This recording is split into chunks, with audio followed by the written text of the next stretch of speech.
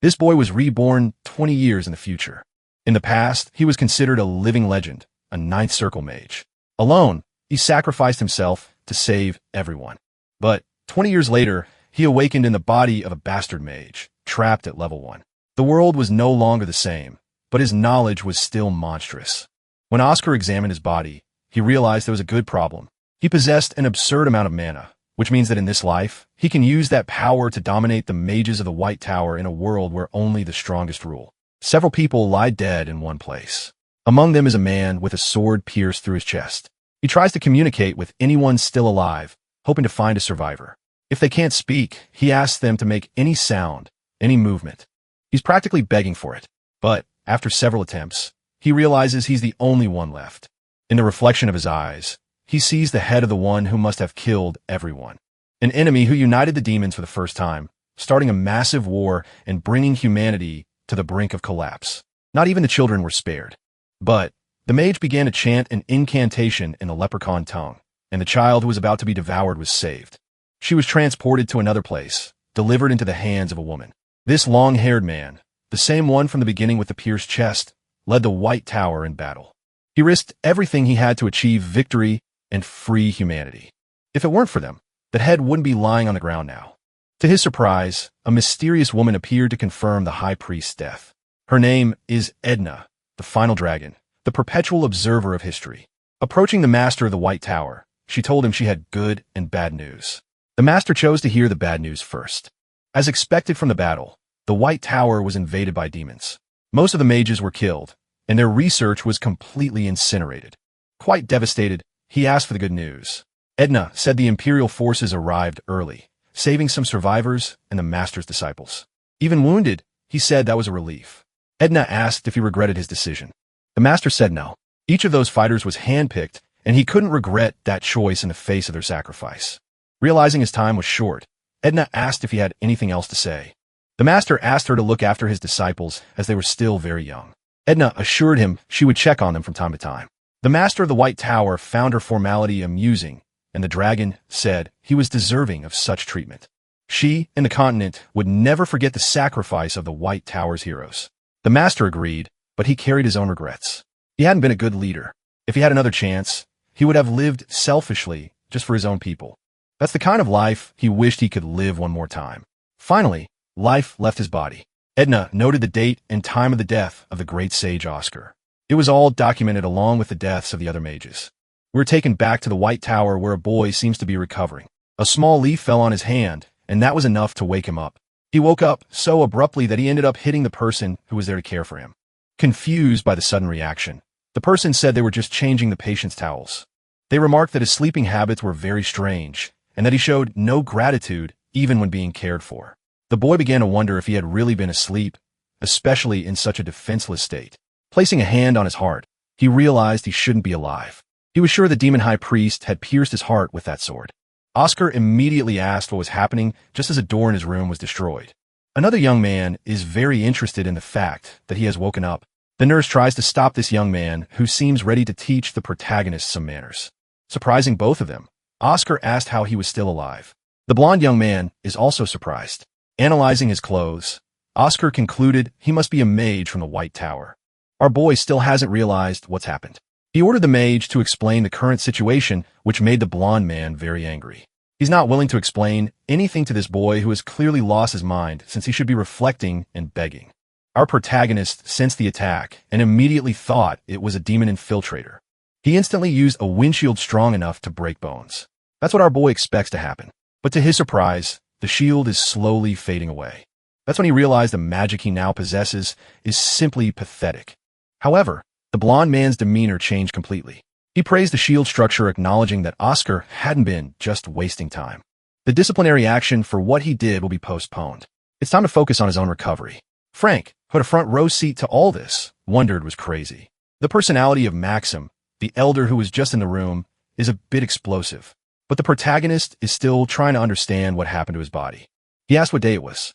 Frank replied that it was September 21st. Our protagonist believes he was unconscious for 5 months. But Frank said it was only one day. Oscar said to contact Lloyd or Gilly as he wants to hear from them what happened. Frank told him to forget the traitors and not to speak the Tower Master's name so casually. Apparently, he'd forgotten what happened. Lloyd abandoned the tower to become a disciple of the Red Tower. Gilly had stole high-level scrolls. This accusation angered the protagonist. But he soon noticed the air around Frank seemed completely normal. He wasn't lying. Sasha is the Tower Master now. But to our protagonist, he's only 5 years old. But he just found out he's over 25 years old. Frank thinks our protagonist has a very vivid imagination. Finally, our boy decided to look at his own reflection. And at first, he couldn't recognize the image. He started touching his own face and GT, completely confused. After a moment, he realized that 20 years had passed since his death. The city had developed a lot. The streets have artificial lighting, and the vehicles are very interesting. All of this is possible thanks to magical engineering. The protagonist's friends would have loved to see this. In his time, people had given up on everything. But now it's time for him to focus on the present and learn more about this new body. He came from a bankrupt noble family, was taken in by the tower at age 10, and is a level 1 mage, but he's terrible at magic. At his age, he should be much better. That's why he must have felt pressured. He bought an illegal elixir, and after drinking it, he collapsed, which makes sense. If it had worked, his mana would have increased greatly. Analyzing the body, Oscar realized he shouldn't have survived. That's when he noticed something interesting. He has far more mana than a level 1 mage. Most of it is still in its purest, unrefined form. It could be an effect of the illegal elixir. In the middle of that bright glow, a small spot appeared. Our protagonist doesn't know what it could be. Then something dark and viscous dripped from his fingertips. Oscar was quite frightened by it. When a viscous liquid hit the floor, he realized it might be poison, but he can't understand why it would be in his body until he finally reached a conclusion. And now he better understands the situation he's in. The elixir was the perfect cover story. This way no one would discover he'd been poisoned. The poison is what actually killed him. If our protagonist weren't so skilled, he never would have found traces of it in his body. Even without knowing who wants him dead, our protagonist is already determined. He has received a second chance at life, fulfilling the wish he had in his past life. It's time to live a more selfish life, and this isn't such a bad start. Oscar has decided he will avenge this body's original owner. On the outskirts of the city of Syrian, someone is bringing news to an important person. The man sitting in the armchair asked to be called boss, and now he wants to know the news. Their shop was destroyed from the inside. Some mage is responsible, and that made the boss very angry. Witnesses say he was looking for the person who sold the elixir. The boss quickly realized it could be Oscar, who should have been on the verge of death. It wouldn't be possible for him to fight in that condition. The henchmen started to worry that the White Tower might investigate, but the boss said their client is an important person. He was wearing a white tower ring. Just then, both thugs were startled. Someone said they were being too obvious with their conversation. It's our protagonist who has just arrived on the scene. He tracked the essence still inside the bottle, but he didn't expect so many people to be involved. Quite upset, the gang leader asked how the young man managed to destroy his shop, and our boy said he's very interested in the conversation they're having, suggesting they continue this topic. Hating this petulant behavior, the gang leader ordered his men to finish off the protagonist. His henchman charges at him, swinging his sword. If they want to settle this with violence, our boy will do the same. He moved just one hand, repelling the attack with a wind technique, which was also able to slit man's throat. His head is now decorating the room. Oscar didn't expect just the head to be cut off. The leader of the thugs was terrified by that. Completely enraged, he decided to point a firearm at the boy, firing several bullets at him. This was completely new to Oscar, but with his wind shield, the bullets weren't dangerous. Since he didn't feel any mana in them, he started to wonder how they worked. The mob boss is surprised that the bullets were stopped. Even without understanding how they worked, Oscar returned the bullets to their owner, riddling the thug with holes. Now that he's wounded and on the ground, it's time for him to tell what he knows. The entire place is isolated by a sound-blocking spell. Oscar wished the man would cooperate a little more and asked who wanted him dead. The bandit said he wouldn't talk, and for that, he got a taste of the protagonist's boot. Since his pride is worth more than his life, our boy is ready to end this, using a spell on the bandit that deeply affected his and GT. That poor victim of society is going into shock. The wind is inside his body, as if thousands of needles were piercing him from within.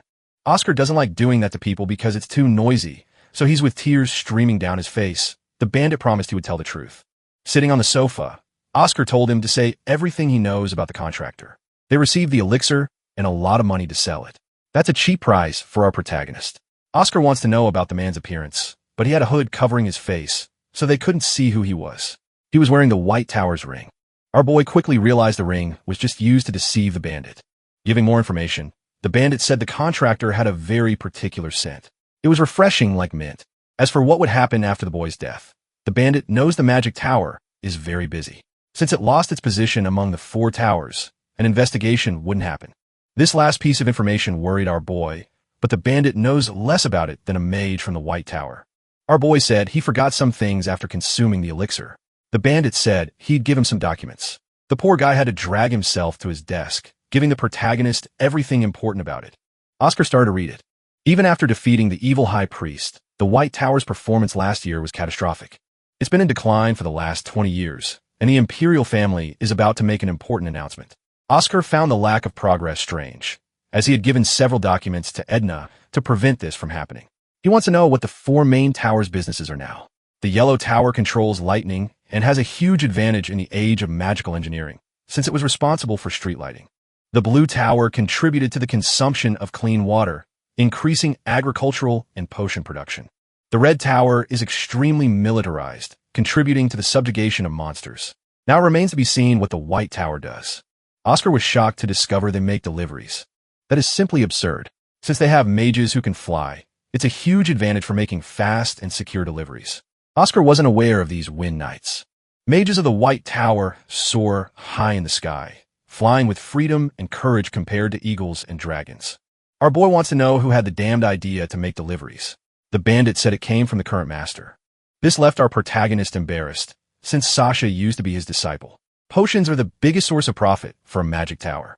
He wants to know why the Blue Tower has such an advantage. He found out they hold a monopoly on the market.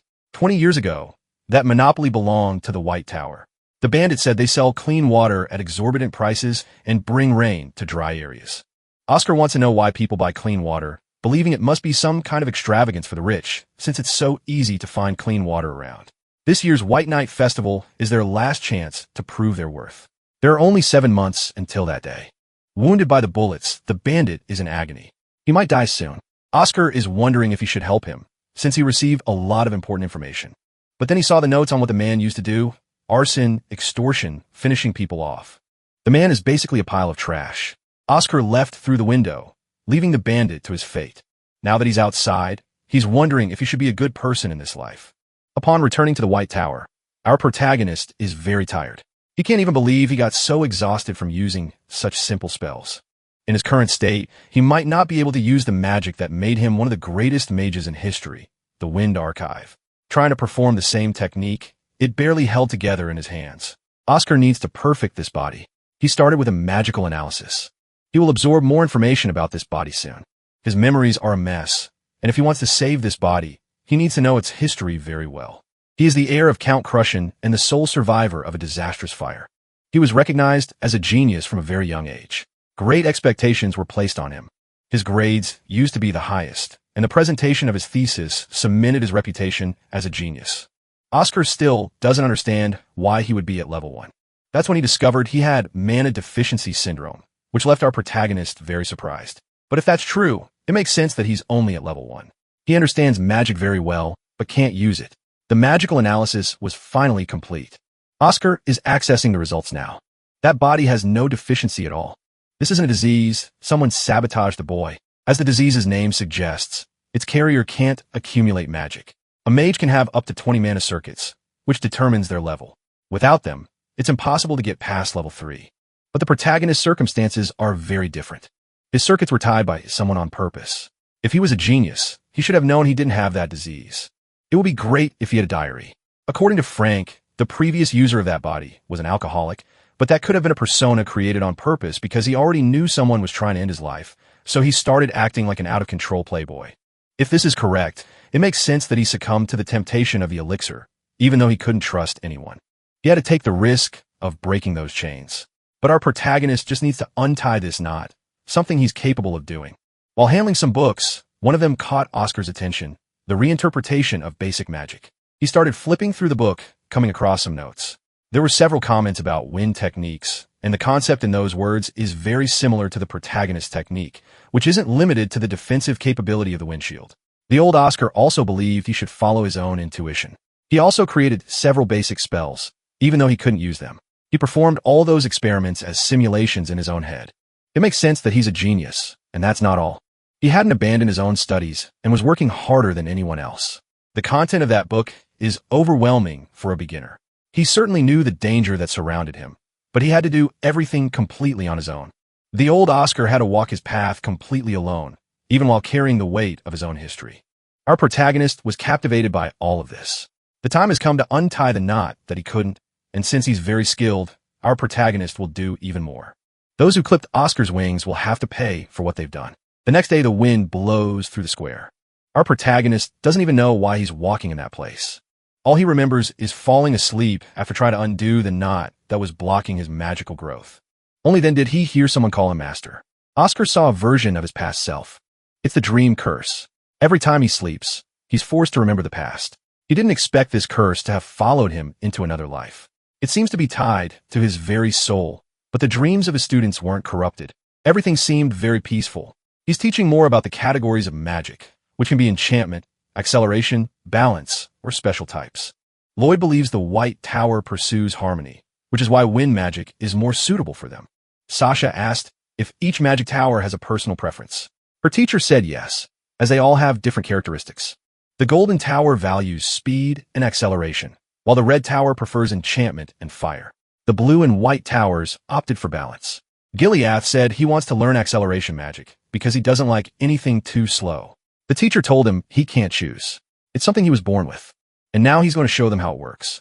It was Sasha's turn to cast the spell, but since it's her first time, it's going to take a while. Then, at the tip of the child's finger, something began to emerge. The energy isn't fast or dangerous. It's balanced. She's the harmonic type, just like the protagonist. The child ended up really liking this revelation. The blonde boy did the same as her, discovering he was the acceleration type. Now it was Lloyd's turn to do the same. A flower appeared on his finger, a sign that he is a special type. The boy wasn't happy about this. He asked if he could change his type, but was told it's a very rare category. He wanted to be like his teacher, who was flattered by those words. He thought about giving Lloyd more lessons and researching a way to change his type. Knowing he would get private lessons made the boy very happy. Our protagonist said that special type mages need a guide, as their path is very difficult. But receiving those lessons made the boy enthusiastic. They made a vow on it. That child's nickname is the man of his word. Even though he behaved maturely, he was still a child back in those days. A noise came from speaker. A broadcast is being shared. Someone is calling for our protagonist, and he doesn't even know how long he's been asleep. But he must go to Laboratory 4202. After waking up, he went to the laboratory and managed to unlock 12 of his circuits. He also obtained 2 monolines, reaching level 2. Knocking on a lab door, he found the blonde professor, who wanted to know how he was doing now, since he lost part of a memory. Our boy said he's fine, which put the professor at ease. Oscar finally remembered Maxim.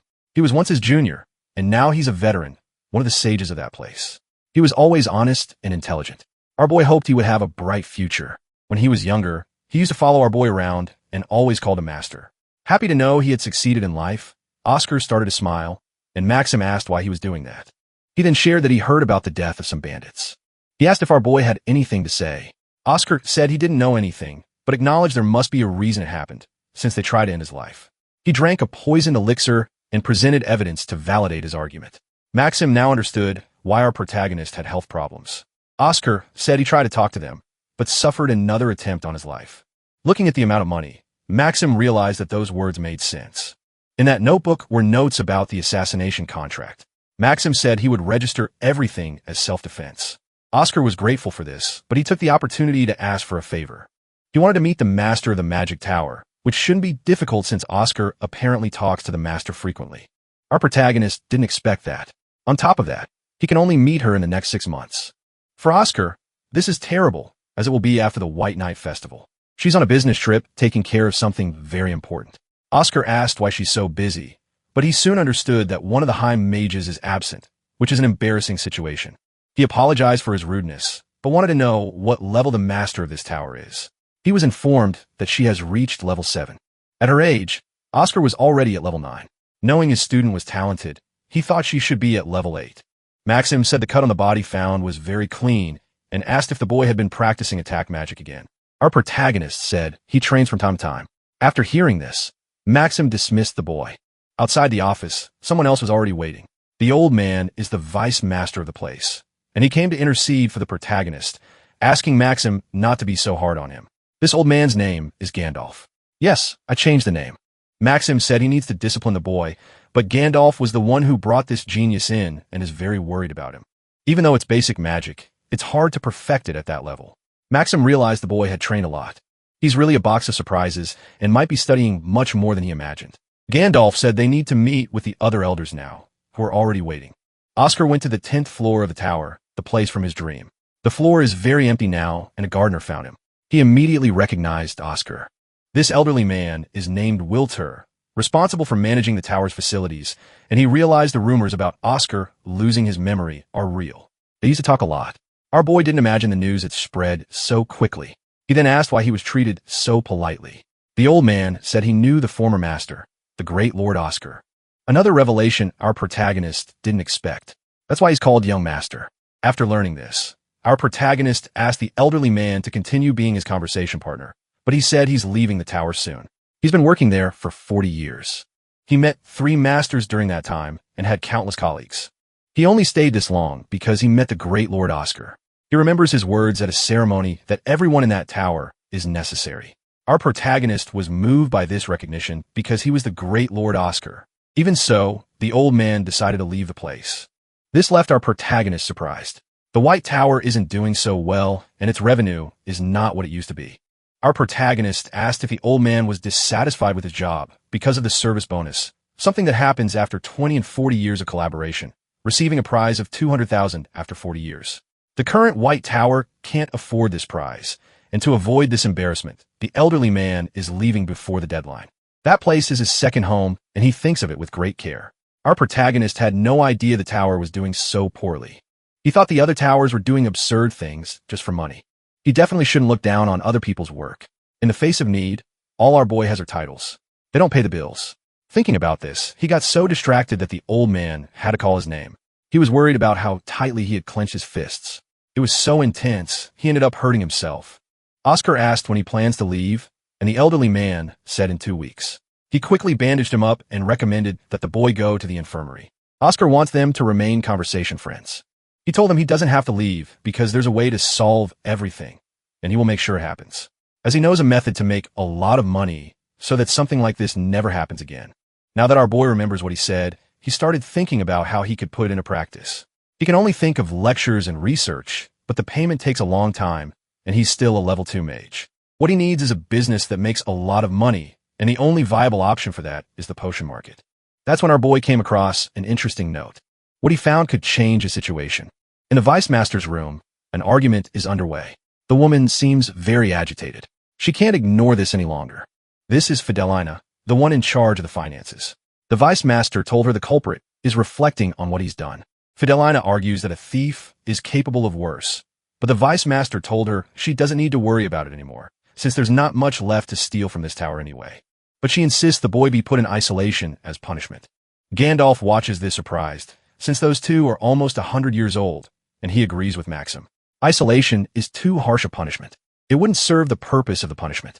He suggested reimburse the tower for 3 times the amount of the damages. Fidelina said the budget is too tight. They need to make a decision on this as soon as possible. There are many facilities they can't even use anymore. If they sell the materials from the potion room, they could secure another 3 months of budget, but Gandalf won't allow that to happen. This is a place for research and study. These tools are necessary. They can't compromise the future just to pay present bills. But Fidelina doesn't believe there will be a future in their current situation. They've already waited 20 years, and before she could continue, Maxim intervened. Even so, she continued, saying that even if there is a genius out there, he certainly wouldn't choose the White Tower. As they discussed this delicate topic, someone knocks on the door from outside. It's our boy who went to the door, and he did so because he has a suggestion to make. He asked Gandalf if he could start business. Fidelina was immediately outraged, as he's the one who has spent way too much on research. Ignoring her words, and GT, he presented the article he had found. A province is under quarantine due to an epidemic. Gandalf said the news is truly grim, especially if it's the dreaded Cadena flu, because there's currently no cure for it. In the past, the tower had a vaccine, but the recipe was lost 20 years ago, and knowing this, Oscar wants to start his business from this point. He wants to sell vaccines for this disease, a monopoly they once had, and it needs to be revived. Fidelina said it's not even worth listening to the boy's delusions. So far, a lot of money has been invested to recreate that vaccine, but nothing has come of it, and she highly doubts a 20-year-old brat is capable of doing anything. Our boy agrees he's only 20, but there's something different about him compared to the others. He's simply a genius, and there it is, the protagonist's aura shining over the old guard. Obviously, she was furious. She unleashed a torrent of comments about the boy's petulance, and he had to listen to it all in silence. In the middle of her tirade, Gandalf had to intervene. That was a genuine investment suggestion, and even though you're in charge of the finances, you're being far too rude. After that reality check, Fidelina realized she had gone way too far.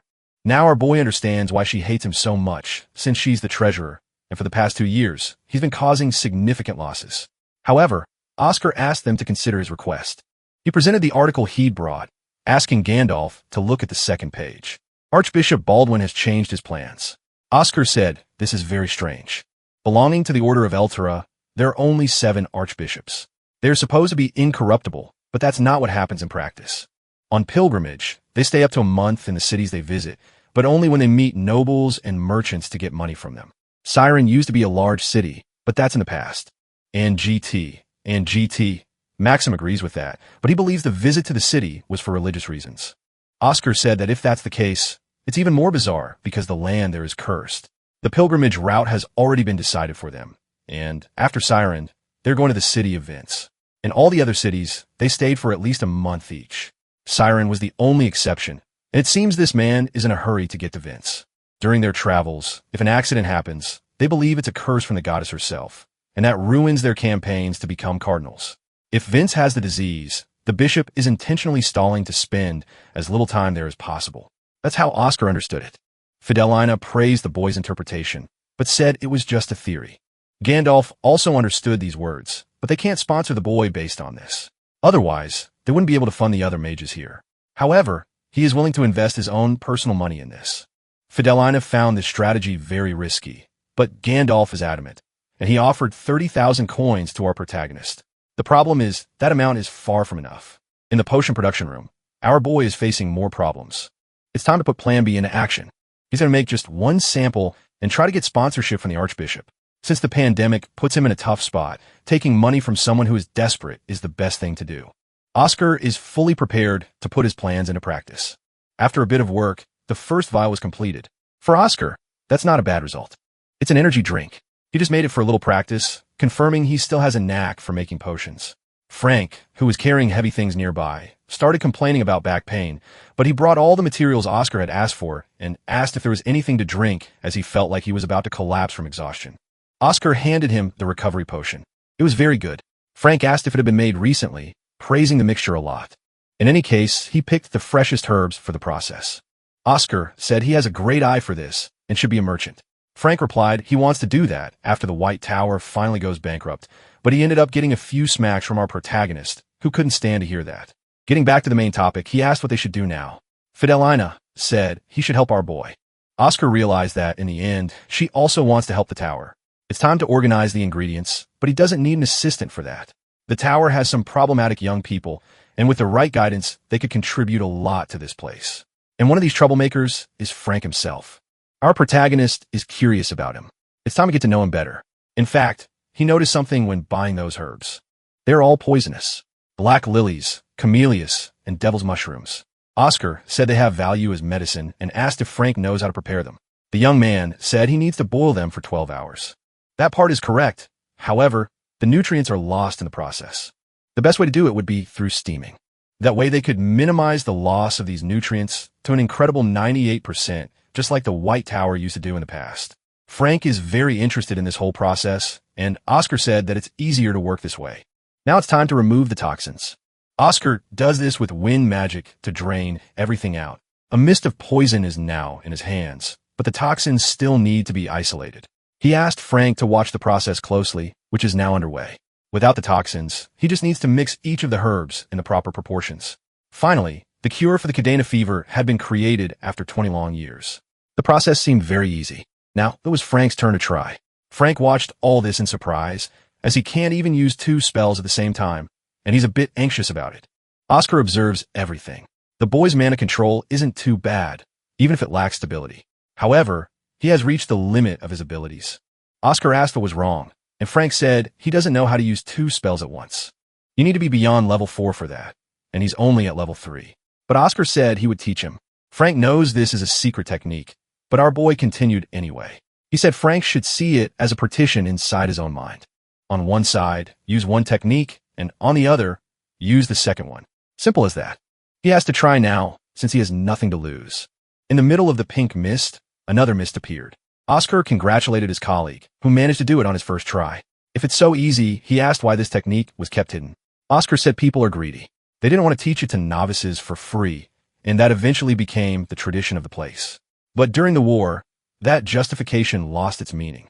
They needed battle-ready mages. What they need now is to share knowledge, because these are times of need, just like in war. Oscar said that Frank had done an excellent job, and that he is very talented. He didn't expect him to make that potion on his first try. But that only happened because he was taught very well.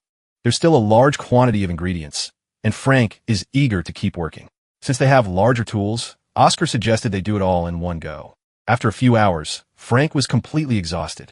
They made 514 vials in total. Maxim interrupted their work, saying they were in trouble. The Blue Tower is in a meeting with the Archbishop right now. It might be too late. If they secure the contract first, it will be a problem. While the others worried, Oscar said it wasn't over yet. That fever is classified as a B-level disaster. Knowing this, there's still something they can try. Maxim was surprised by this revelation. Fortunately, he flies very fast. The Archbishop's guests are ready to meet with him. Baldwin allowed these people to enter. Mages from the Blue Tower are introducing themselves to him right now, and they're already taking their seats in his office. He wants to know how the research for the fever cure is going, and it seems everything is proceeding very well. The Archbishop wants to know when it will be finished, and he was informed they just need to run the final tests. With positive results, they'll get approval from the Empire's regulatory agency for commercial production. However, the test can't be completed in just a few days. They promised to finish everything within 6 months, an unacceptable deadline for the Archbishop. He needs to go to the city of Vince within the next 4 months. The Archbishop's assistant said that more mages had come to visit him. He let them in as well, but he assumed they were mages from the Blue Tower. When he confirmed they weren't with the people in his office, he grew curious about who they could be. Our protagonist is making his entrance now, introducing himself as a level 2 mage from the White Tower. Furthermore, he is there to make an irresistible offer. Baldwin was surprised by the presence of a White Tower mage in his office. Oscar got straight to the point. He said he was there to sell the vaccine for the Caldina fever. Baldwin said the timing was perfect, as the other mages were there for the same reason. Oscar asked if he was late. The Archbishop said no, because the Blue Tower hadn't finished yet, which was great news for our protagonist. The jealous blue mage called Oscar a liar, saying the White Tower has neither the money nor the technology to research a cure. But the Archbishop remained interested, asking if Oscar truly had a cure for the problem. Stating he would never lie to a man of the cloth, he presented him with a sample of what he had produced. Intrigued, the Archbishop wanted to know how many vaccines he could produce, which made the jealous blue mage furious and outraged. The Archbishop told him to stop shouting, since they were the ones who came to the meeting unprepared. Only then did the mage remember something important: bureaucracy. He asked if Oscar had the Empire's approval for it. Our boy said no. So, the jealous blue mage took the opportunity to say that the White Tower had no advantage at all, nor the infrastructure to mass-produce the vaccine. Oscar got angry because the jealous mage belittled the White Tower's history. A clash of egos is about to happen, but Oscar confirmed that the White Tower has more history than them, as it is 5 years older. And despite being small, it's a difference the Blue Tower couldn't close even in 1,000 years, which is actually true. In fact, 20 years ago, the Vion potions belonged to the White Tower. The Blue Mage said that was in the past, and that no one remembered it anymore. Words that deeply and genuinely angered Oscar, letting part of his dark aura leak out, frightening the Blue Tower Mage. Oscar was ready to teach him a lesson, but they were interrupted. The Archbishop's secretary said there was an urgent call for him, and it was from the Lord of the City of Vince. To the Archbishop's surprise, the Lord had called to thank him for his kindness, since he had sent them the cure for that dreaded disease. The elders of the White Tower had done it, saying everything was prepared in secret, and that the Lord should be thankful for what had happened. Pleased with the news, the Archbishop asked if there were any side effects to the vaccine, but he soon learned it was incredible. Now, he wants to know when the second shipment of vaccines will arrive, since the White Tower's representative stated the Archbishop would be the one to decide. So, he said they would do it as soon as they are ready. Ending the call, the Archbishop asked if that was Oscar's doing. The Blue Mage tried to say the boy had broken regulations, but he was brutally silenced.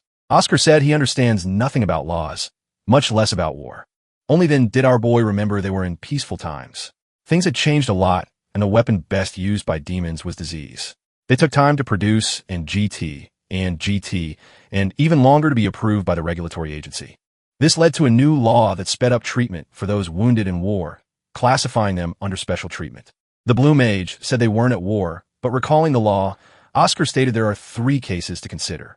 The first is conflict between and GT. The second is between nations, and finally, when there is a Class B disaster or higher, and this fever falls into that category, so it doesn't need the regulatory agency's intervention. The other mage from the Blue Tower decided to speak up, saying if the useless fools from the White Tower could do it, so could they. However, the Archbishop had already made his choice. It was all over the moment he received that call from Vince, and the Lord already believes they are working together. There's no going back on what happened. The Blue Tower mage even offered to do it for cheaper, but that only made things worse. The Archbishop doesn't want to compromise his image over money. He ordered them to shut their mouths and then remove themselves from his presence. The Blue Mage stood up, very disappointed, but he said Oscar would pay for what he had done. Before they left, Oscar mentioned he had already patented the vaccine. If the Blue Tower wants to produce the cure as well, they'll have to pay royalties to them. This made the Blue Mage so angry that his hemorrhoid burst. The other mage bid farewell to the Archbishop a bit more politely, and as he passed by our protagonist, and GT, he left a trail of an essence that smelled like mint and spearmint. This left Oscar quite thoughtful and perhaps confused about his personal orientation. Now that they were alone, the Archbishop wanted to talk a bit more. It was time to talk numbers. The Blue Tower had mentioned 2 million coins. Oscar said if those guys wanted 2, he could accept 5. The Archbishop was shocked by this aggressive negotiation. A few hours later, the news reached the White Tower. A check for 10 million had arrived in Fidelina's hands, and she was practically in shock. Oscar was responsible for this, and he is being overwhelmingly praised and recognized for his actions. Even Gandalf is impressed and wants to know what happened, as the Archbishop wouldn't give away that much money. Oscar said there were some additional fees, the advertising fees. My God, this protagonist isn't messing around. An official announcement was to be made by the White Tower and GT, stating that the Archbishop had a revelation about the epidemic, which is why they managed to make the vaccine in time. Since he wants to become the next cardinal, receiving a revelation from the goddess is very helpful for achieving that goal. That's why he paid so much. Now, the White Tower needs to send the vaccines in just 1 week. Gandalf is impressed by all this. The amount is absurd. Fidelina has already forgotten about the punishment she wanted to give the protagonist. Oscar said he needs mages for the job, those above level 4. An announcement must be made in the tower, and Fidelina asked what she should say. Gandalf told her to invite mages of level 4 or higher. They would be paid and would receive meat at every meal. Within a few hours, several candidates appeared interested in the very tempting offer. Oscar asked his seniors to pay attention, but he was immediately ignored by everyone. Our boy used a sound magic that began to bother everyone's ears. Now that he had their attention, he said they needed to make the vaccines, and he needed everyone's help. But some of the seniors weren't so inclined to listen to the protagonist. Oscar wasn't expecting something like this. He asked Frank why they didn't like him, and the boy said the protagonist had done a lot of things in recent years. He is annoying and arrogant on top of being an alcoholic. A girl had some questions. The vaccine's production method was lost, and she wanted to know how they were going to do it. To the surprise of the onlookers, Oscar said he recovered the method. They immediately thought he wasted money to get something untested. However, Oscar assured them he had already run tests, and the White Tower already has a contract for it. Knowing that leaking the recipe could be catastrophic, everyone became very apprehensive. So Oscar was honest. He doesn't know why those students are still in the White Tower. The girl didn't like his attitude and said she wasted her time coming here. She added that anyone with common sense wouldn't stick around to hear what he had to say. However, Oscar said he knows what each of them had to give up to remain at the White Tower. He knows that Lena, a level 5 mage, was scouted by the Red Tower and rejected several offers. Apparently, the protagonist had read the files on every single one of these background characters, even the girl with glasses who looks like she belongs in the B-list cast. He even admitted that he might not have had the willpower to refuse the offers they received. Despite that, no one left the White Tower. Lena realized the elders knew the students were being scouted, but they had no choice but to pretend nothing was happening as they didn't want to pressure the students. And right now, this is the darkest and most hostile winter the White Tower has ever witnessed. Even so, the mages chose to stay. That's why Oscar decided to trust them and share the recipe. If he couldn't do it with people so loyal, he couldn't do it with anyone. But if they didn't want to help, that was fine. He would understand. Our boy even pretended to cry. Now it was time for the level 2 mages to get to work. Oscar put on his personal protective equipment. Lena started to approach him. She asked if she needed to put on goggles too, and the others seemed more willing to help as well. Frank never thought Oscar could be so convincing one day. He even told his colleagues the meat in their meals wasn't pork, which sparked some comments. As long as it wasn't rat, it was fine. However, everyone went wild when they found out it was beef. The vaccines were made perfectly, 140% over the required amount. A week later, Oscar walked through the tower, seeing petals on the ground. The old janitor must have done it. He must have returned to work after all the good things that had happened. Our boy was now reading the newspaper. The pandemic had come to an end, and the Archbishop's image was boosted by all of this. Everything was going according to plan. Frank approached happily, bringing news. The orders for the vaccine just kept coming in. Even the Empire was interested. Oscar said that for those who don't want to die, it's obviously necessary, but the demand would soon die down. After this pandemic, the next one would take decades to happen again. Still, Oscar assured him that money wouldn't be a problem. He already had new potions to produce. Frank thought it would be something miraculous, but Oscar assured him they would be low-level potions. The boy thought it was the Star's Tear, a very famous potion from the White Tower. They say it can even bring the dead back to life. Making it now would cause a lot of problems. They needed to increase the White Tower's power first. Since Frank was already there, Oscar asked him to bring more materials. It was time to work. He asked for some herbs that are Siren's main product. However, Oscar learned that the fields where these herbs were grown no longer existed. To Francis' dismay, he went to the fields in person since he didn't believe it, and they couldn't go by carriage as the path was a bit too rough. So, they needed to walk a few more kilometers to reach the place Oscar wanted to visit.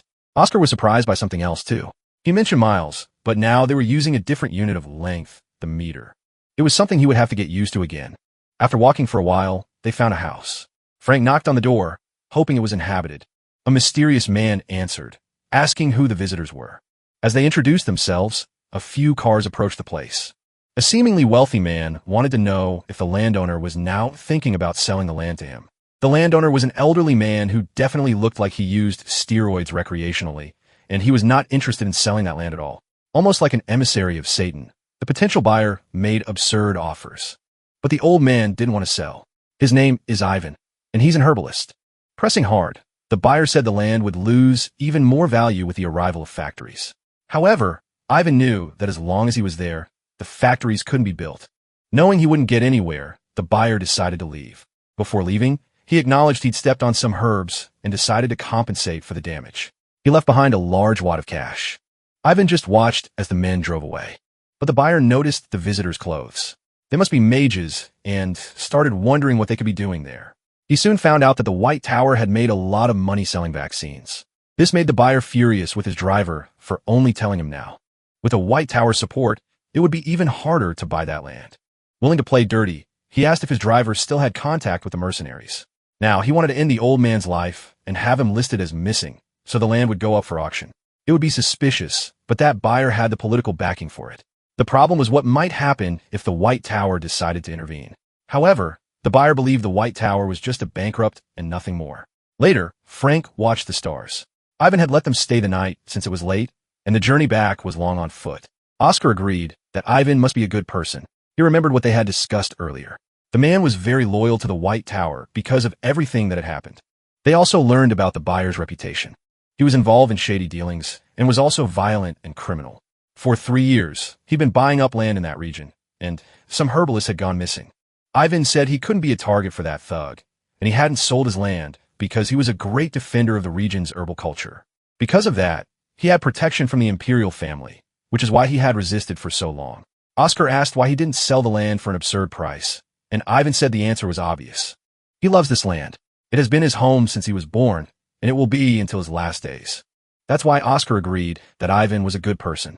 This place was far from the city, and the stars seemed to shine more brightly. Frank said he was envious of that lifestyle, which must be much more peaceful and pleasant. A genius like Oscar should understand him even better. Our boy said that Frank was also promising, but Frank thought it was just empty praise. Oscar said that wasn't true, as he would never do such a thing. And having had access to the old Oscar's notes, he didn't understand why Frank was labeled as problematic. In the past, Oscar could see the stars easily, but now the city lights prevented it. Frank wanted to know if they could really revive the herb industry, and our protagonist said it wouldn't be impossible, but they needed to talk to Ivan about it the next day. That's when our boy reacted with a start. There was someone else there with them, 4 in total, and Frank started to get worried, too. Oscar realized that if Frank hadn't noticed their presence, these people were not friendly. One of the bandits had already proposed to end Ivan's life, but was turned down. He realized things had changed. The old man with him didn't even care. He just wanted to get paid. The third man with him told them to stop talking nonsense. There might be a mage in this place, which is why they needed to be cautious. The youngest assassin was ready to enter the house. Using his lock-picking skills, he believed Ivan must already be asleep. He carefully entered the house and went straight to the bed, believing it would be an easy task. That's when he noticed something that terrified him. He immediately ran outside, terrified. But our protagonist had already used one of his spells, piercing the extra skull as if it were nothing. Oscar realized the wind bullet was a really useful technique conceived by the old Oscar in his notes, using practical concept from firearms. Oscar went outside, knowing he had to do the same to 3 other people, but he was surprised to see only 2 men, an old man and a redhead. When asked what he did to the other bandit, Oscar replied that he put him to sleep forever. The old man expected something like this would happen to that stubborn guy. The redhead asked for the herbalist location, saying he would ignore what happened to his companion. Oscar won't do it. So, the redhead said there would be violence. He ordered the old man to attack, and he did so with the vitality of a celebrate young man. But our protagonist defended himself with his wind shield. After stopping the attack, it was Oscar's time to move, too. The old man was impressed by all that agility, but he was already prepared to surprise our boy with another blow revealing that his spear could actually split, becoming a very versatile weapon. This way, the old man believes he'll end it all now, but the protagonist had already cast a spell on the tip of one of his fingers. Oscar said that this fight is way too boring, throwing 2 small wind spheres towards the old man who tries to defend himself from them. With one of his blades, he tries to parry that attack. Seeing that the metal wasn't resilient enough to absorb the impact, the blade was destroyed. Oscar said that the weapon might be versatile, but still useless. But just then he felt real danger, something visceral, and our boy immediately moved away from the old man. Someone just brought a firearm to the battle. A shot was fired and the old man's skull was pierced. Our protagonist is still on high alert.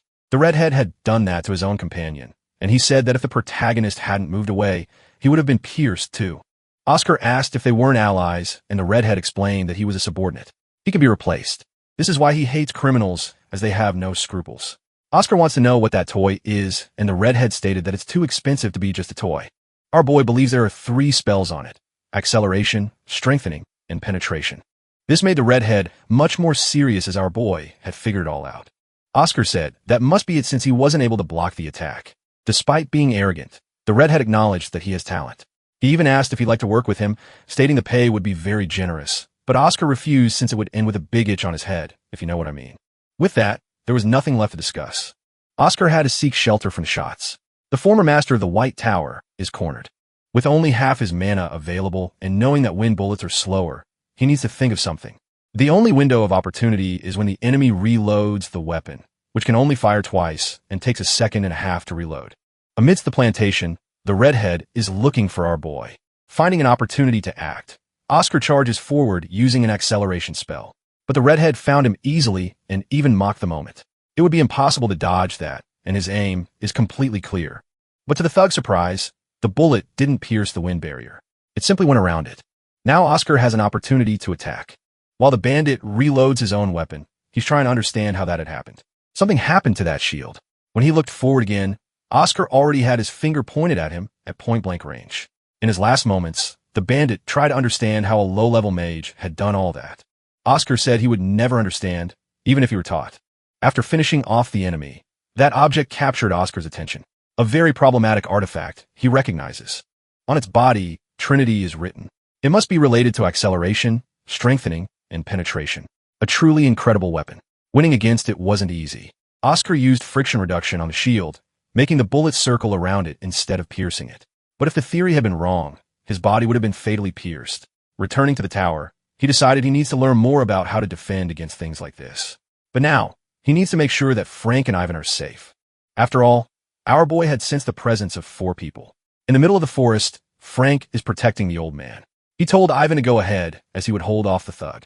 He assured him that he's very strong for a novice mage and would meet up with the old man soon. Ivan decided to take his advice, wishing Frank to be cautious. The bandit said he's too confident, and Frank asked why he didn't decide to chase after Ivan.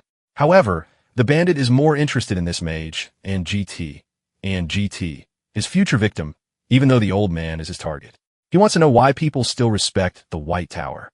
That's why he decided he would end his life first before anything else advancing impetuously. But Frank used Wind Slash to defend himself. The bandit not only dodged, but also attacked right after saying that it's too easy. About to pierce Frank, he asked him to do something more fun. It was then that the bandit realized something was wrong. He doesn't feel like his sword went through anything. Something is wrong, and by the time he realized it, his sword had already been grabbed by Frank's hands, and his neck wasn't so intact anymore. The poor bastard is dying, drowning in his own blood. Frank was really hit by the sword, but he revealed that he has a somewhat peculiar and unique physical constitution. After that, the thug's body fell to the ground lifeless. Our protagonist is hidden behind a tree. He saw the whole thing.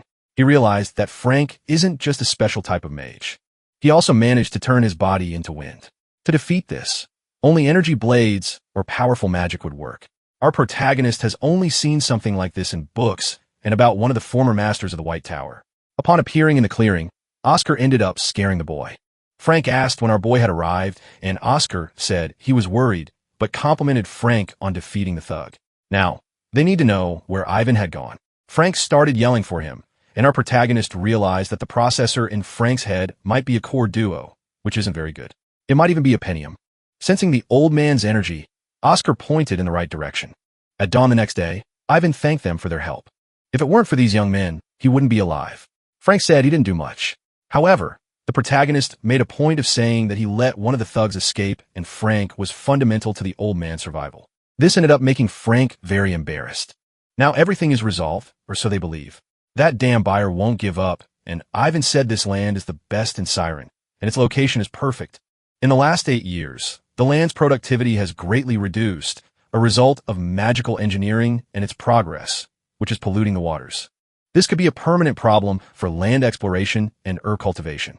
Oscar has something to ask this old man. He asked if his loyalty is related to the fourth master of the White Tower, Ajax, and the old man said yes. Back then, they saw herbalists differently and were called warlocks.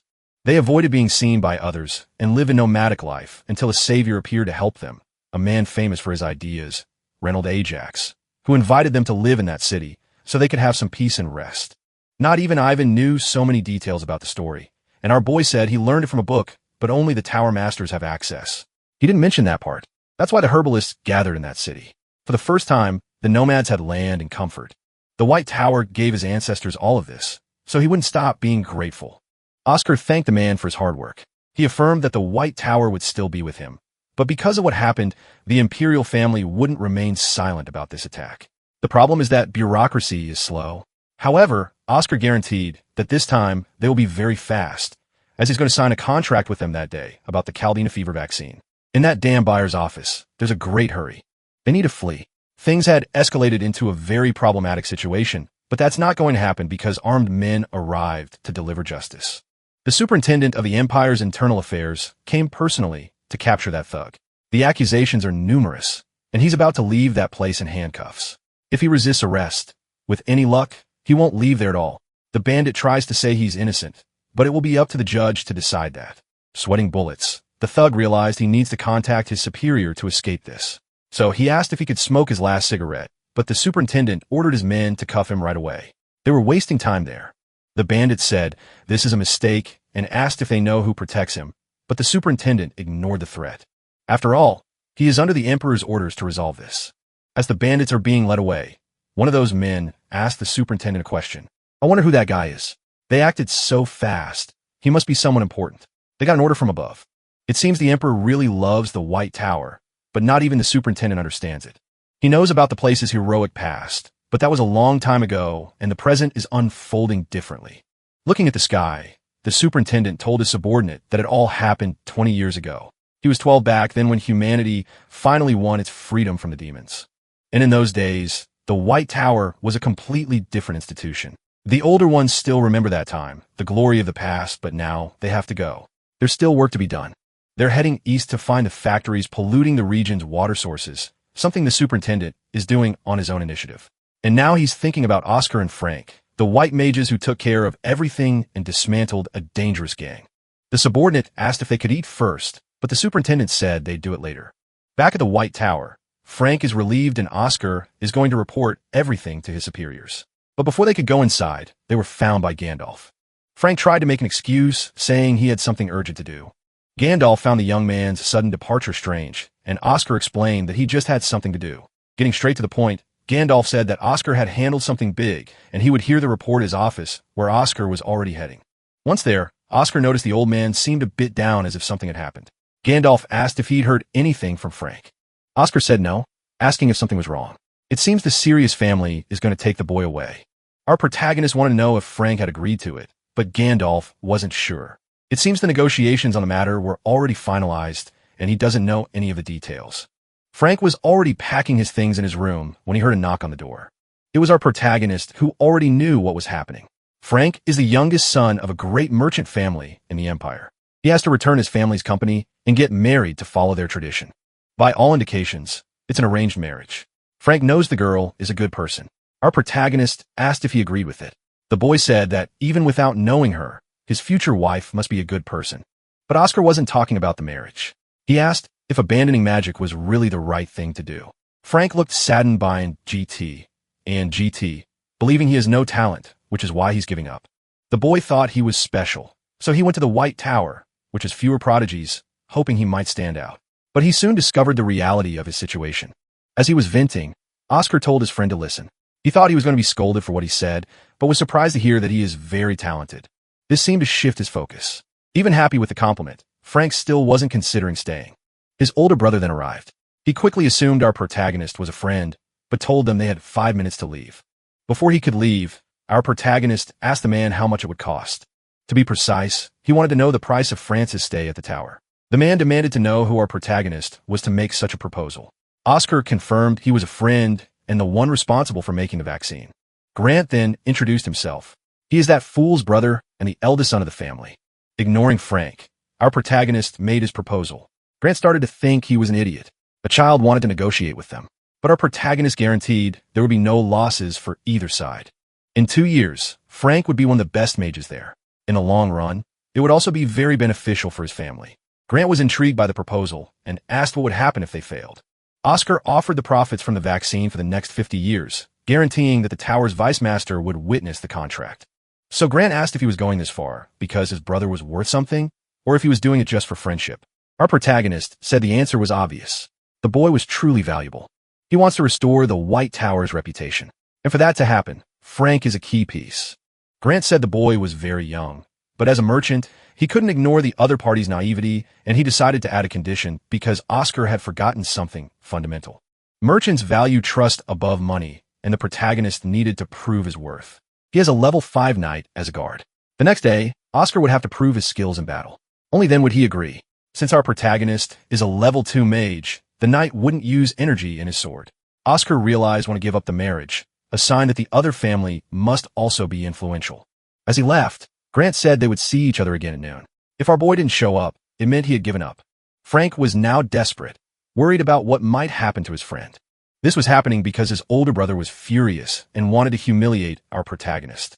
Frank suggested they try to talk it out, but the protagonist was adamant. A level 4 mage could win. Frank was completely shocked. He couldn't believe the protagonist intended to reach that level in a single day. However, someone already stable at level 3 could advance to the next level, and the condition wasn't to win. It was to prove his skills, something the protagonist could do, because his strategy was much more interesting than that. The level 4 mage who would show up for the battle was Frank himself. In the training room, Frank was uneasy. He had tried this for a long time and still hadn't succeeded. Our protagonist told him to trust him, to relax, and start circulating mana through his circuits. Watching his concentration, Oscar said it was satisfactory. However, he made some key observations about areas where he was losing energy in his mana circulation. Frank asked if all geniuses could see that. Our protagonist said he was the only one. Surprised, Frank asked if fixing it would make him level up, but the protagonist said it was irrelevant, as most mages ignore things like that. However, it's something archmages don't ignore, and from now on, he would do it every morning. Our protagonist gave a long theoretical explanation of what needed to be done. Frank had to pay attention to all those details to keep evolving. Now it was time to address something else that had happened before. The magic he had used during that battle in the Urgarden. Apologizing, Frank said he couldn't do it, making it clear it wasn't due to a lack of trust in the protagonist, but he was terrified. The last time he used that technique, he almost died. He grew more anxious as he got older because his family had great expectations for him. So, he decided to focus on what others couldn't do. He tried not to limit the magic to a single part of his body. If he were made of wind, he would be incredibly powerful, a thought that proved to be reckless. Initially, he thought it had worked, but then he panicked. He couldn't stop the reaction. Half of his body turned into wind, and his mana spiraled out of control. Naturally, Frank panicked and called for help. If he hadn't received aid, he certainly would have died. Back then, he couldn't do anything on his own, and he still remembers the feeling, something he never wants to experience again. However, the protagonist pointed out that he used the technique very well. Frank explained that it activates naturally in dangerous situations, which is pretty pathetic. But our protagonist didn't see it that way. Mages face problems in GT and GT, and the solution to this one is very simple. Frank needs to learn to control his mana even better. The problem is that depends on talent, and he doesn't know how to get around that. Oscar confirmed there was a way to perfect this skill, drawing a summoning circle on the floor. Frank asked if he was going to make a contract with a demon. Our boy said that none would appear even if they were called. What he was going to summon now was a spirit, a wind spirit, to place inside Frank's body. Determined to improve, Frank made a grand oath to the wind spirit. But so far, nothing happened as his affinity with spirits was very low. Frank said he felt a slight breeze, but the protagonist assured him it was just his own disappointed sigh. However, he shouldn't get discouraged. Few humans have an affinity with spirits. Frank despaired once again since this was his only way to better control his mana. But the protagonist said there was another method, a spirit summoning technique he learned in his past life in the company of the elves. Now, it was our protagonist's turn to try. He was sure the Spirit King would remember him. In the past, he hadn't done this in a training room, but in front of the world tree itself. With just a few words, Oscar asked the wind spirit to come to him. A strong gust of wind swept through the place.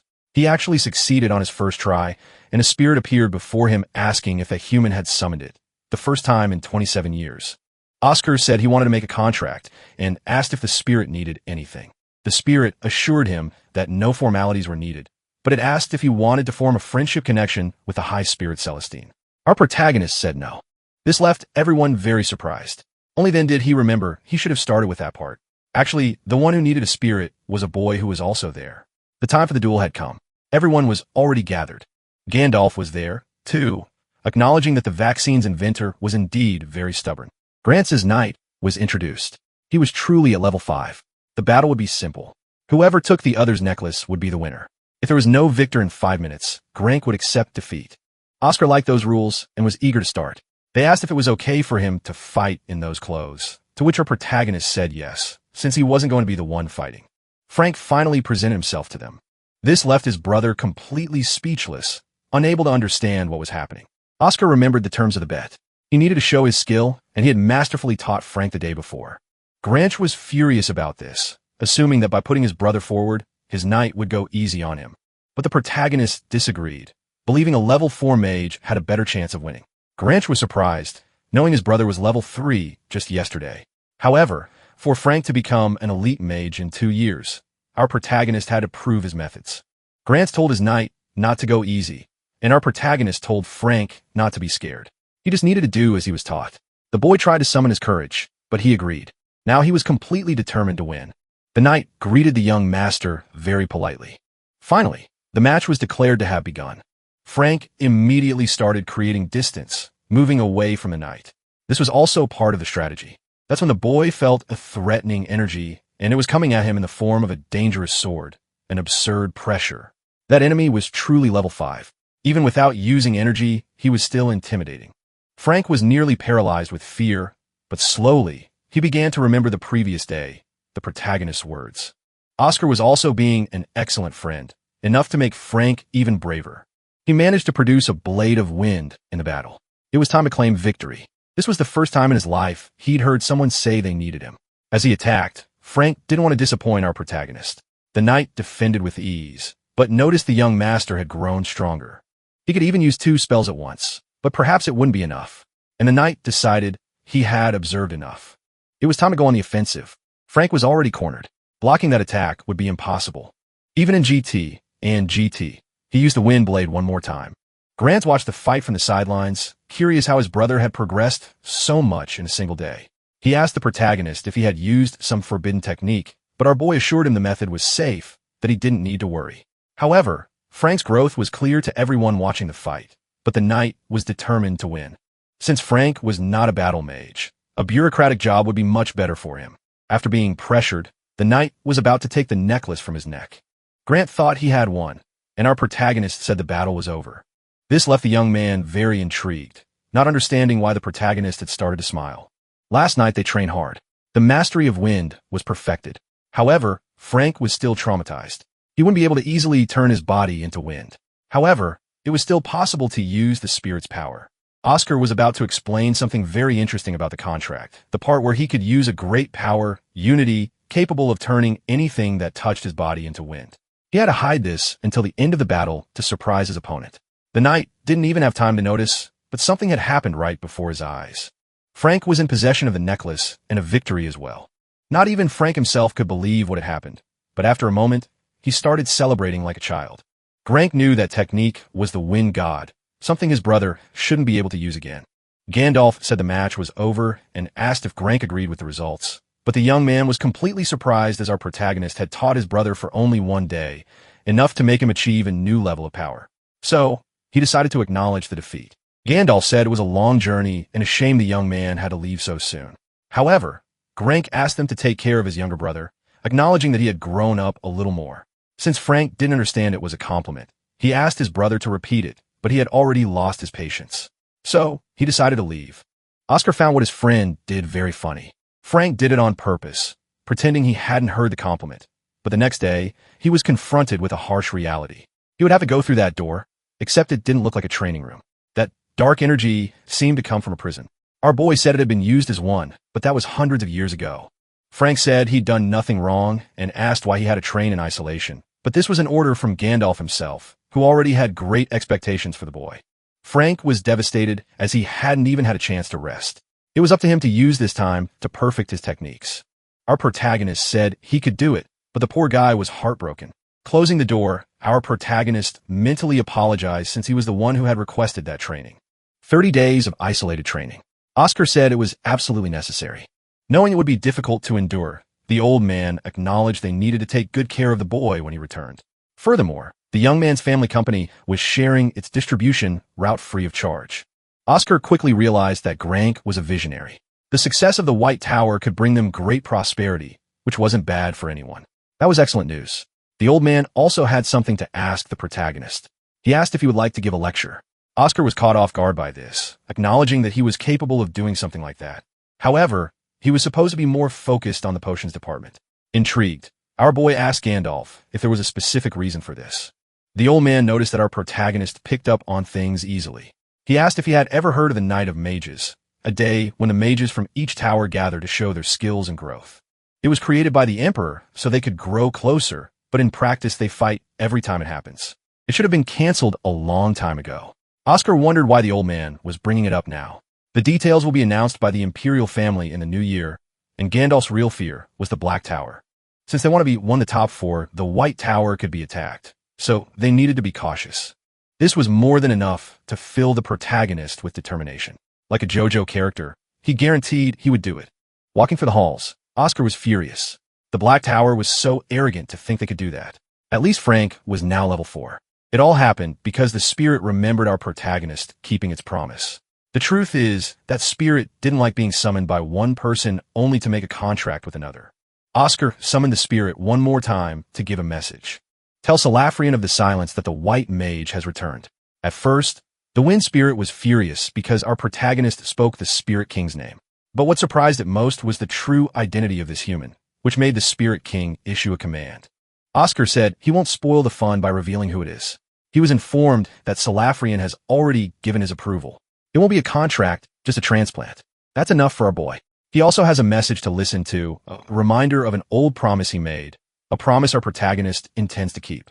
He couldn't fulfill in his past life because he ended up dying. His lecture was announced, a reinterpretation of the basics of magic. Before fulfilling his promise, our boy needs to take care of that family too. A red-haired boy was walking by and quickly recognized his classmates. While waiting for the lecture, He asked if it was only for level 3 students since he hadn't seen anyone a higher level. A girl mentioned she thinks the tower is improving, especially since Gandalf himself encouraged this. It's in the same place where the Imperial Observation Seminar was held. The lecturer must be someone impressive. Overhearing their conversation, someone told them to stop joking around. You're making too much of a fuss over something so simple. He introduced himself as Damien, son of Count Proud. A girl, Rosa, said he was being too negative. The tower was finally investing in something, and they believed the lecturer had to be qualified. But among everyone there, only one low-level mage was absent. Their conversation was immediately interrupted. Someone had blocked all sound in the room. None of the students could speak. Our protagonist said, "It's a pleasure to meet you all. From now on, I will be the one to present to you the reinterpretation of the basics of magic." Obviously, all the mages were surprised since our boy was only at level 2. And GT. Still, you could see the displeasure on all of their faces. Oscar announced that anyone with a complaint could leave now. They weren't students subject to a professor's control. However, there was one condition. They had to prove they were skilled enough not to need his lesson. The time limit was 10 minutes, and within that time, they had to declare that they didn't want to stay for the class. Something very simple to execute. The students were outraged. It wasn't simple at all because of the sound-blocking magic, but they soon saw it as a test. Since the lecturer was only level 2, it had to be solvable. This was his way of saying that if they couldn't do it, they had to stay and listen to his lecture. Oscar was eager to see their abilities. He had intentionally left a few openings in the spell, but that didn't mean it would be easy. Only a few minutes remained, and no one had managed to do anything until a boy stood up cheerfully. Damien believed he had succeeded. Our protagonist knew he was a beginner. He decided to congratulate him. The boy said it was easier than he had imagined. Then everyone heard a sudden noise signaling the end of the 10 minutes. Damien was the only one who had overcome the challenge, and as promised, it was up to him to decide whether to stay or not. The truth was, he was very curious. Leaving would be great, but the challenge had intrigued him. Guessing exactly what the boy was thinking, Oscar decided to give him a prize. He would teach him a spell as a reward. He asked which basic spell he liked the most. Damien said he liked Windblade. Oscar asked him to demonstrate it, and the boy obeyed. After finishing his demonstration, he asked if that was enough. Oscar said it was very good, but he was going to teach him Windblade. Damien asked if our protagonist couldn't see what he had just done. Oscar replied that it didn't meet his standards of quality. Grasping the blade with his bare hands, he said it had 2 serious problems. First, this spell isn't made of wind, and with that, he crushed the blade with his own hands. Oscar asked if the boy knew what wind was made of, explaining that wind only exists when there is air movement. Therefore, the technique he had performed was not Windblade. All students should pay attention to this. The magic of the White Tower requires a constant flow. Otherwise, it will be destroyed, just as